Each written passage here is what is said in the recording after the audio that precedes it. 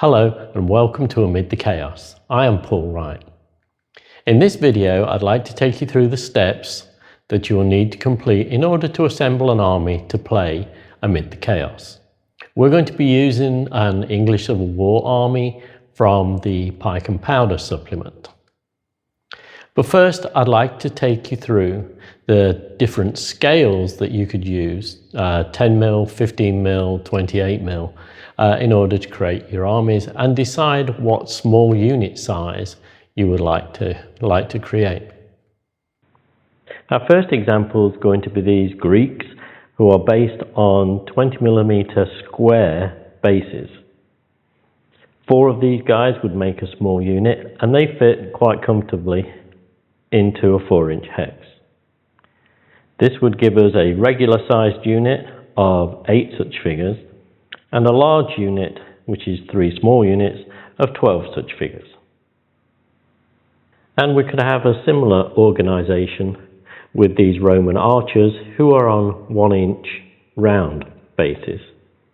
Continuing on to our 25mm cavalry, you can see these 3 figures, which are based on 1-inch by 2-inch bases, fit inside the hex, but there isn't enough room to put a second row behind them to create a regular size unit.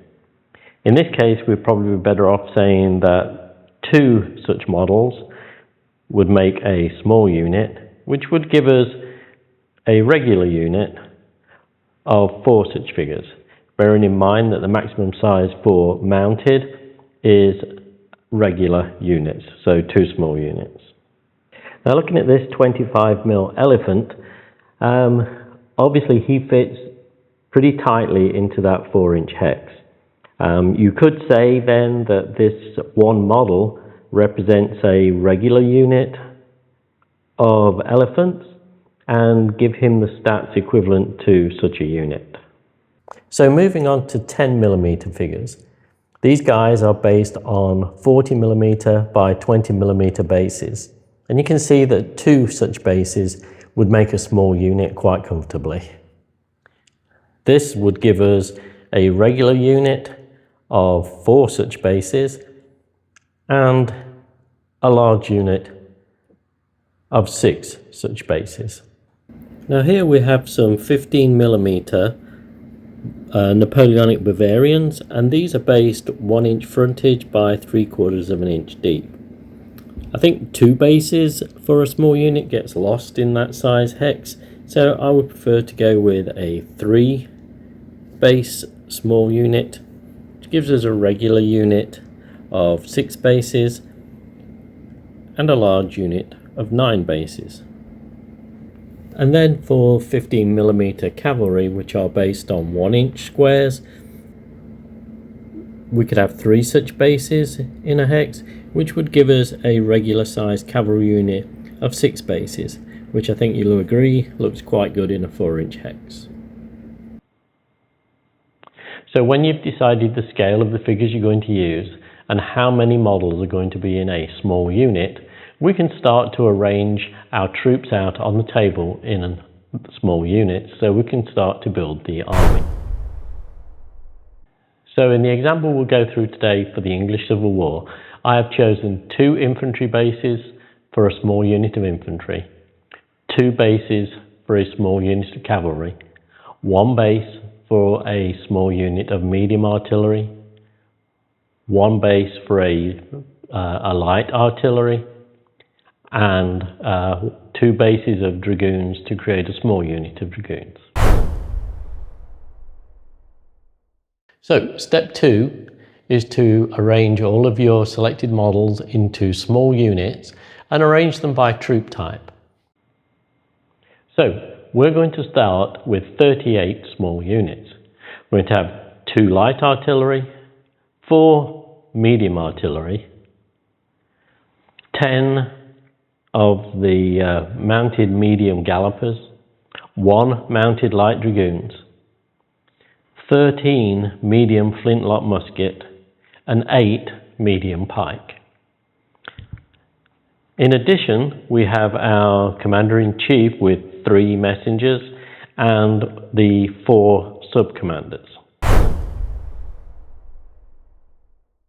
So I've taken all of my small units from my English Civil War army and arranged them into subcommands. So this first command is a cavalry command, and it has 3 regular units of cavalry and a small unit of dragoons. Then I have 2 foot commands. Each command has a large infantry unit with an attached light artillery piece, and then another large unit, 2 regular units, and 2 medium artillery. The fourth command is another cavalry command, and this one has one small unit of infantry, which would be a commanded shot, and then 2 units of regular cavalry. So this would be my English Civil War army of 4 subcommands ready for the tabletop, along with their commander-in-chief.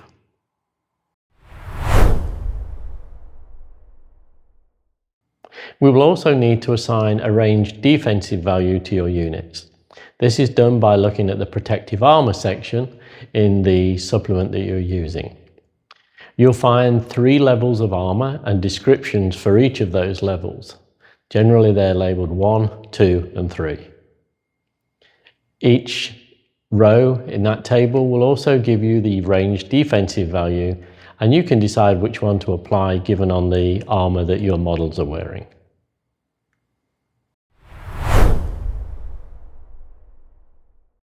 We now need to assign range combat values and close combat values to those troops. These 2 can be found on the information page in your supplement, and they are for each small unit. So with a regular unit, you will double the amount you find on the supplement. For a large unit, you will triple it. As a general guideline, for each elite unit you create, you should create 2 untrained or levy units. For every veteran unit, you should create another untrained unit. The remainder of your army can then be trained. Having assigned experience levels to your troops, the last thing is to assign any characteristics to those units. Having completed all these steps, you should have an army that's now ready for the table. If you're looking for a copy of the rules, you can find them on Amazon. I'll drop a link in the description box down below. Also, join us on Facebook. We have a Facebook group where we discuss the rules and you can have questions asked and answered. Well, thank you for watching. I hope you found it informative. Please don't forget to hit like, leave a comment and subscribe for more videos about the Amid the Chaos rule set. So we'll see you in the next one, and in the meantime, take care.